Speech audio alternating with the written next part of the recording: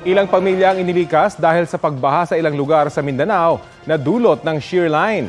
Balitang hatid ni Nico Wahe. Umabot hanggang dibdib ang baha sa ilang bahagi ng Barangay Pangi sa Maco, Davao de Oro dahil sa tuloy-tuloy na pag-ulan. Nasa mahigit 20 pamilya sa Maco ang inilikas ng Philippine Coast Guard at dinala sa evacuation center. Matinding baha rin ang naranasan sa Barangay Poblasyon sa bayan ng Compostela. Gumamit na ang ilang residente ng inflatable bed bilang floating device para makatawid sa baha. Sa Barangay Poblasyon sa bayan ng Mawab, mahigit 100 ang inilikas dahil din sa baha. Nagka-landslide naman sa Barangay Sawangan kung saan 2 bahay ang apektado. Walang naiulat na nasaktan sa insidente. Nirescue rin ang mga stranded na residente sa bayan ng Montevista. Sa Tagum, Davao del Norte, bumigay at naputol ang kalsadang yan sa Barangay Pandapan kasunod ng pagragasa ng tubig.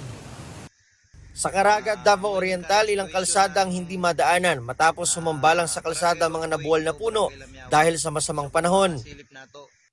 Sa Bislig City sa Surigao del Sur, umapaw ang ilog sa Barangay Tabon dahil sa pag-uulan. Nasa 200 residente ang inilikas. Nagsagawa ng clearing operation sa mga daanan doon. Nagka-landslide din papuntang Tinoyan Falls. Sa kasagsagan ng ulan, niyanig pa ng magnitude 5 na lindol ang Surigao del Sur. Naitala sa hinatuan ng epicenter ng lindol. Ayon sa Pag-asa, mga matinding pagbaha na naranasan sa ilang bahagi ng Mindanao ay dulot ng umiiral na shear line. Nico Wahe, nagbabalita para sa GMA Integrated News.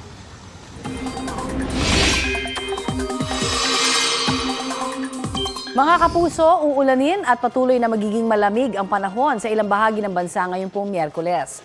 Ayon sa Pag-asa, apektado pa rin ang shear line o ang pagsalubong ng hanging amihan at easterlies ang Mindanao. Habang amihan naman po ang umiiral sa Luzon at Visayas. Naitala ngayong araw ang 12.4 degrees Celsius na minimum temperature sa Baguio City, 15.3 degrees Celsius sa La Trinidad, Benguet, 17.2 degrees Celsius sa Basco, Batanes, 18 degrees Celsius ang naitala namang minimum temperature sa Tanay, Rizal, habang 22.1 degrees Celsius dito sa Quezon City. Maalon po ngayon at delikado sa maliliit na sasakyang pandagat ang pumalaot sa mga dagat sakop ng Cagayan Valley Region, Aurora at sa ilang baybayin ng Ilocos Norte, Quezon, Bicol Region, Northern at Eastern Samar, Dinagat at Surigao Provinces kasama na ang Siargao at bukas Grande Islands. Sa mga susunod na oras, malaking bahagi po muli ng Mindanao ang magkakaroon ng maulang panahon base sa rainfall forecast ng Metro Weather. Posible ang heavy to intense rains na maaaring magdulot ng baha o landslide. Ingat po sa ating mga kapuso sa nabanggit na mga lugar.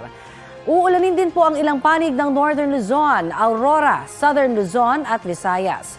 Mababa naman ang tsansa ng ulan dito sa Metro Manila. Kapuso, alamin ang maiinit na balita. Bisitahin at mag-subscribe sa GMA Integrated News sa YouTube. Sa mga kapuso abroad, samahan nyo kami sa GMA Pinoy TV at sa www.gmanews.tv.